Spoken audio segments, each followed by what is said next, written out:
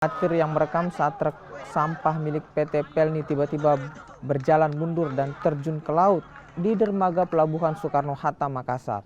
Diduga truk sampah kehilangan kendali saat proses pemindahan sampah dari kapal. Beruntung sang sopir berhasil keluar dari truk dan hanya mengalami luka lecet di bagian tangan dan juga kaki.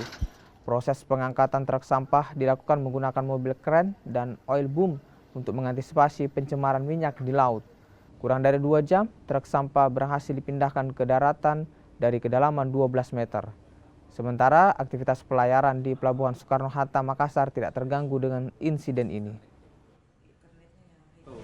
Iya, jadi karena kondisi pada saat itu petugas kami juga dari tim HCC itu baru mengetahui sekitar jam 4 subuh. Tim HCC dari Pelindo mengetahui jam 4 subuh.